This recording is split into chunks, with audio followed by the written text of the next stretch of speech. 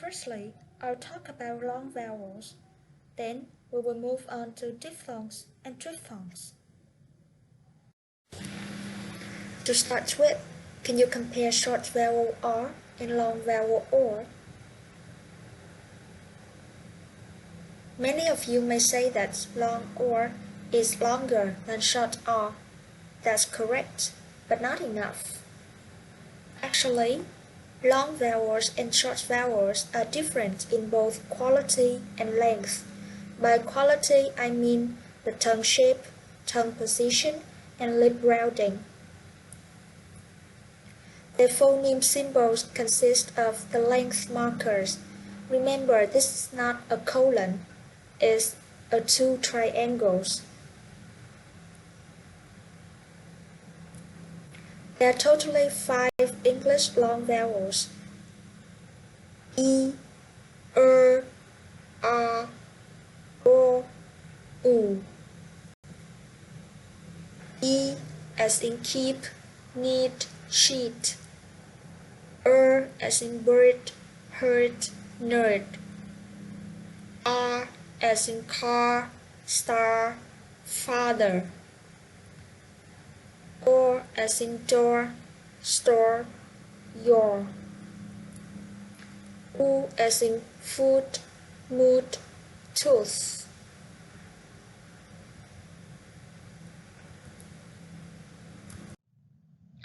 Now let's take a look at the chart.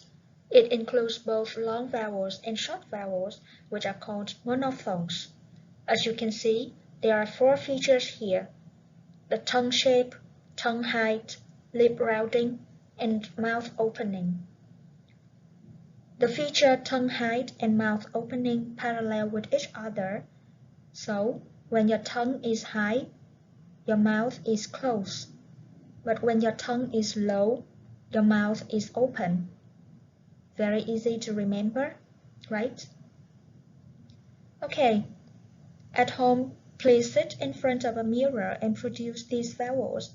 You can see the differences in the mouth opening and lip rounding.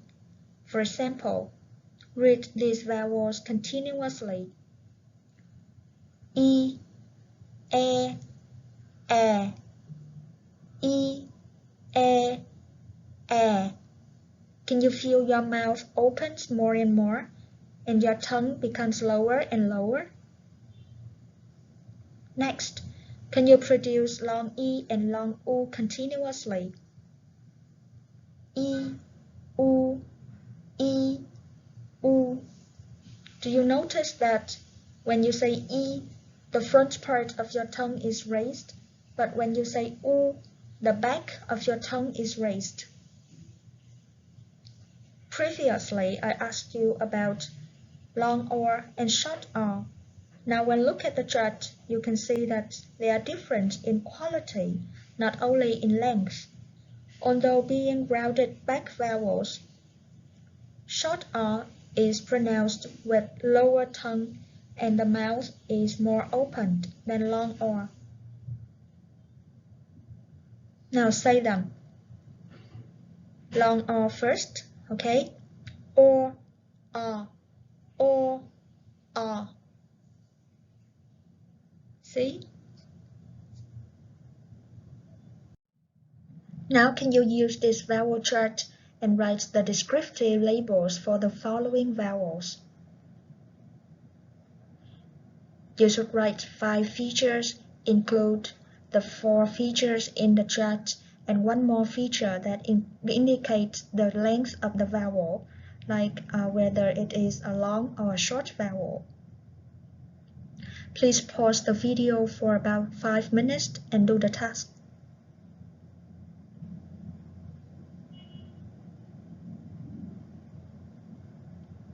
Now I will show you the answers.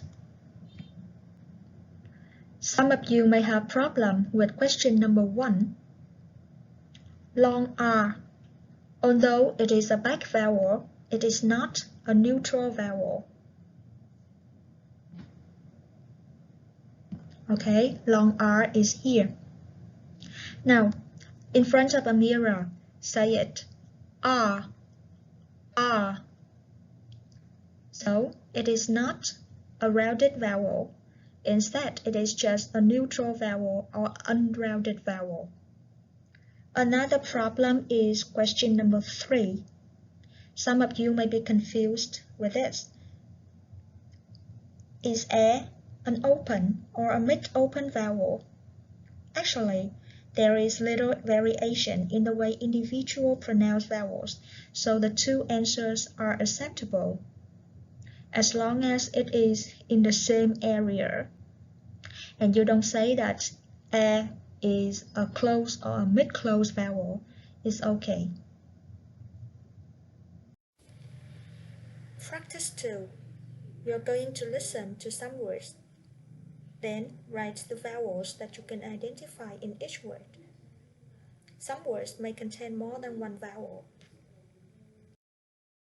Bet, bet.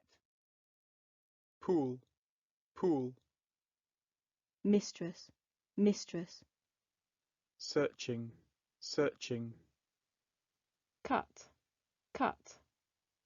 Fork, fork. Filling, filling. Bad, bad. Let me show you the answers. Number 1, bet. 2, poor. 3, mistress. 4, searching. 5, cut. 6, fork. 7, filling. I know that some of you may have this answer wrong, and you write a long E here. Now, I will show you how different they are. I will say the short vowel first and the long vowel later.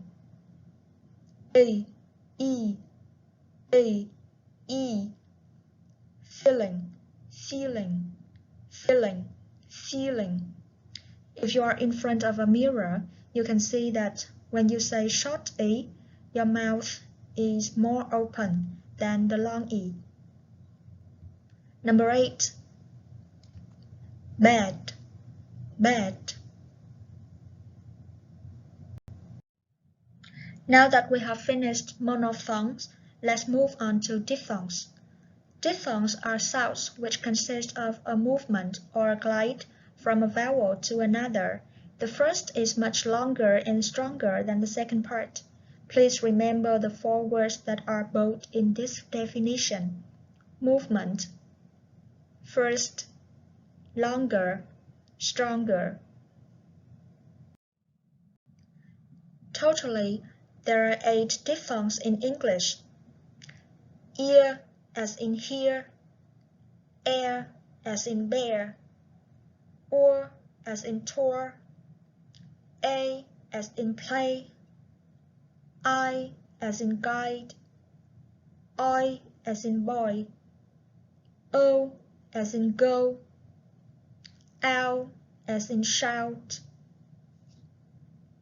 Now you can practice saying these diphthongs. Remember that the first vowel is longer and stronger than the second one, so you shouldn't say ear, but it should be ear. You shouldn't say air, but it should be air. Okay? Now let's take a look at this chart. The 8 English diphthongs are divided into 2 groups, centering diphthongs and closing diphthongs. Can you tell me the reason why they have those names?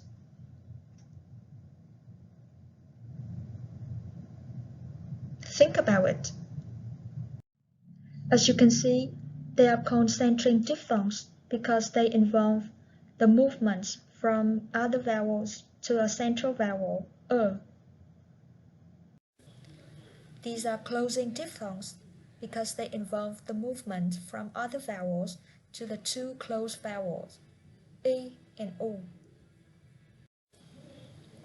Now let's move on to triphthongs.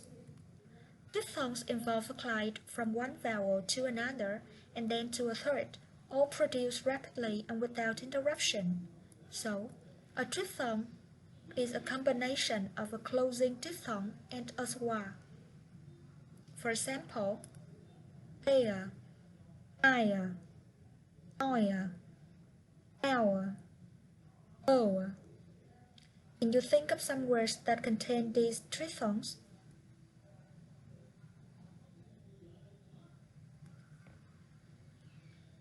These are the words that contain the triphthongs. Pay attention to some of these words. Layer and player are two-syllable words, while fire and hour are one-syllable words. Can you explain the differences between them?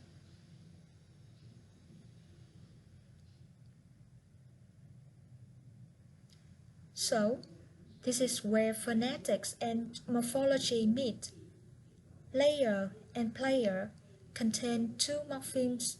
That's the reason why they are two-syllable words, while fire and hour contain only one morpheme, so they are one-syllable words. We are coming to an end. At home, please review the knowledge that you have learned so far and do the exercises at the end of Chapter 2 and Chapter 3. Thank you and see you later.